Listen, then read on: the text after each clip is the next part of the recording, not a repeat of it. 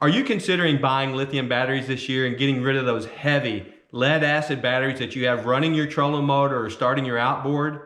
There's lots of options out there in lithium batteries, from very expensive to very cheap. Take a few minutes and watch this episode and learn from the mistakes that I made when I jumped into the lithium battery market. Shane Flynn Outdoors, brought to you by Bent Rod Fishing. Get bent, stay bent. What a big girl! Hey everybody, thanks for stopping back by the channel. Yes, today's not a fishing video or a fishing technique video. We're going to be talking about lithium batteries. The reason we're going to be talking about lithium batteries, it's a big craze right now to get rid of your lead acid batteries and jump into the lithium market because they weigh a lot less and you get a lot better runtime on a lithium battery versus your standard lead acid battery.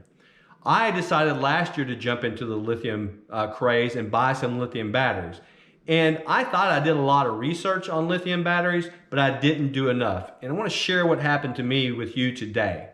So the first thing I tell you, if you don't know, I fish with a 100% all-electric reservoir rig, 16 foot, 60 inches wide, and that's my bass boat. 24 volt trolling motor, Tarova trolling motor on the front, foot control, and then in the back I have a 36 volt motor guide transom motor. So I have a total of 6 boats, or 6 batteries in the boat, 3 up front, 3 in the back. So I decided, let's experiment with this and start with the rear motor, transom motor, and go to lithium. And so what I did is I went and looked at all the lithium batteries on the market, and I started looking at Dakota Lithium, Ionic lithium batteries, Battleborn, Miller, all of the name brand lithium batteries. And I was looking for a 100 amp hour 27 series equivalent battery. That's what I had, and the lead acid was 100 amp hour. So I wanted to keep the same amp hours on the in my battery set. Those batteries ran anywhere from $700 to $900 depending on which company. And that's a lot of money when you times that by 3, because I need 3 batteries to run in series to make a 36 volt trolling motor setup. So I started looking at other options.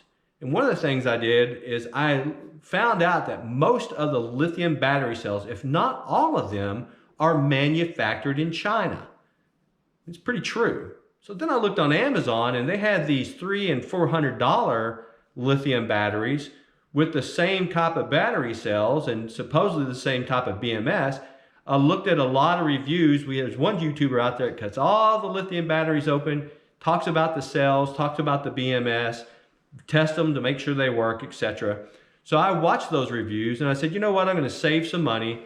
And I looked at a review for the Weize 100 amp hour battery, which I have 3 of them here. I have total 4, one sitting over there now. And I went ahead and bought 3 of these to run my 36 volt trolling motor in the back of my boat.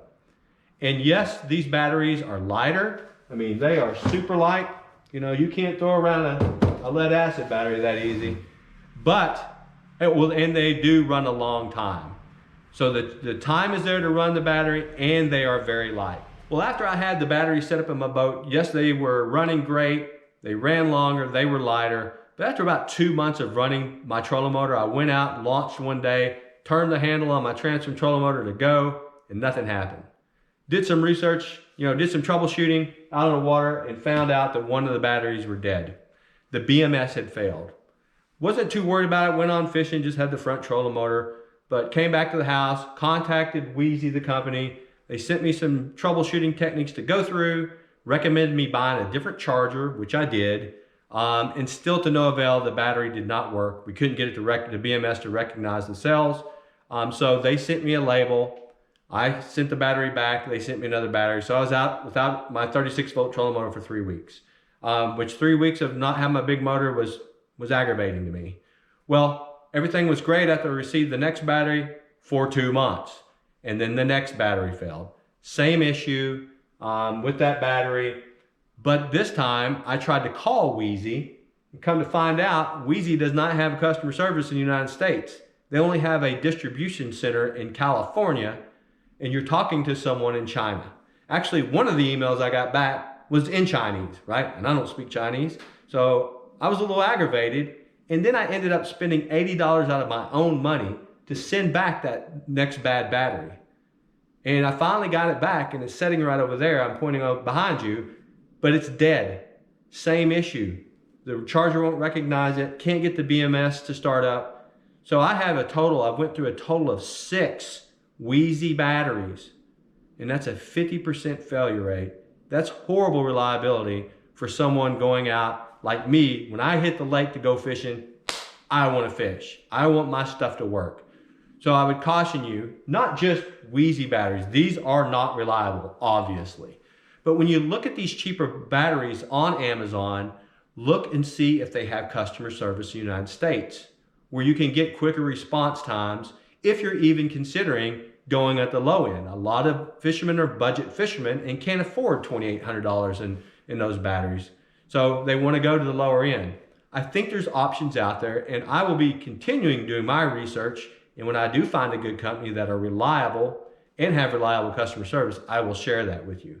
But take the time, if you don't want to spend from $2,500 to $3,000 on 300 amp hour batteries, take the time. And I know there's some that are a little bit cheaper and mid-grade, but still take the time to see if they're reliable. There are some great battery companies out there, like I said before, and some of my friends that have these batteries, they are reliable. I've had one person say, yeah, I had to send one back, but it was pretty easy to send back. The other thing I would tell you, if you do have lead acid and they're not close to dying, they're reliable. Lead acid is reliable. That's the one thing you're going to get out of a lead acid battery. If you charge it, yes, I realize after 4 or 5 years the cells start to die, but that's predictable, right? You know when that's going to happen. But most of the time when you go out there to turn that handle or push that foot pedal on that trolling motor or start that outboard, that battery is going to start, or it's going to work. Can't say the same for these right now from my experience on the lithium batteries. I do know there is some good reliable batteries out there, and I'm not just dissing lithium as a whole. I'm just saying at the lower end of the lithium market, you've got to be careful. Learn from my mistake. I didn't do the research. I will continue to research and find that reliable battery company. And when I find it and those reliable batteries, I promise you, I'll share that with you. But if you are going to jump in, think about doing the research, like I said, either buying high end or finding that company that has good customer service. If you do have a problem, you can get your battery changed out pretty quick, and you don't have to pay out of your own pocket to have batteries shipped back and forth. So that's my story on the lithium. I do have 3 batteries that are working now. I will use these until they quit working. Well, hey, thanks for tuning into this episode. I hope you learned a little bit about lithium batteries and what to do and not to do. But until next time, tight lines and good luck fishing.